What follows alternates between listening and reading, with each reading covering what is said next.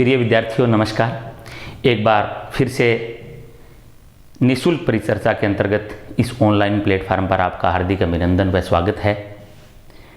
पिछले वीडियोज़ में अपन ने भारत का संवैधानिक विकास,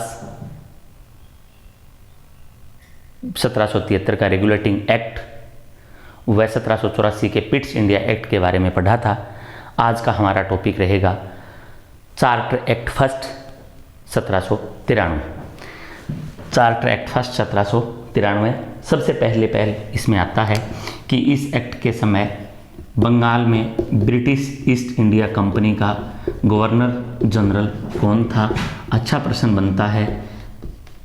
चार्टर एक्ट फर्स्ट 1793 के समय बंगाल का गवर्नर जनरल या बंगाल में ब्रिटिश ईस्ट इंडिया कंपनी का गवर्नर जनरल कौन था। आपको पता होगा, लॉर्ड कॉर्नवालिस। लॉर्ड कॉर्नवालिस तत्कालीन समय में बंगाल के गवर्नर जनरल थे।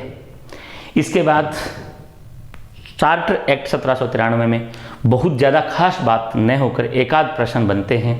तो एक बात आती है कि तत्कालीन समय में जो ब्रिटिश ईस्ट इंडिया कंपनी होती थी उसके सदस्यों और कर्मचारियों का जो वेतन था उसकी व्यवस्था भारतीय राजस्व से करने की व्यवस्था 1793 के चार्टर एक्ट में कर दी गई। प्रश्न बनता है कि किस एक्ट द्वारा ब्रिटिश ईस्ट इंडिया कंपनी के सदस्यों व कर्मचारियों के वेतन की व्यवस्था भारतीय राजस्व से की जाने लगी। क्या उत्तर होगा? Charter act first 1793। ध्यान रहे, यह व्यवस्था कालांतर में चलती रहेगी।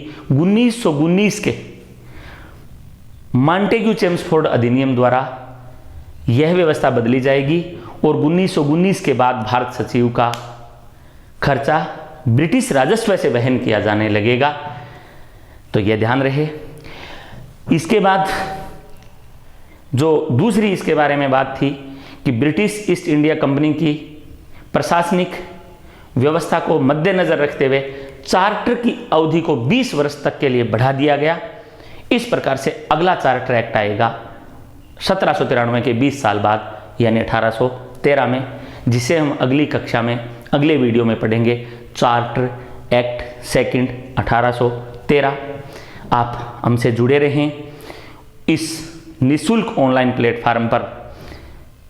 आपको आगे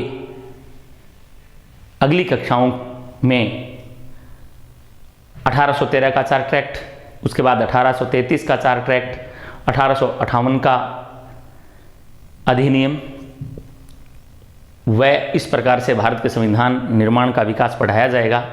हमें आशा ही नहीं बल्कि पूर्ण विश्वास है कि आपको ये संक्षिप्त सी क्लास पसंद आई होगी।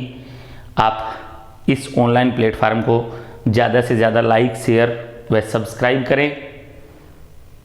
अगले वीडियो में फिर मिलेंगे, तब तक के लिए आज्ञा दीजिए। नमस्कार, जय हिंद।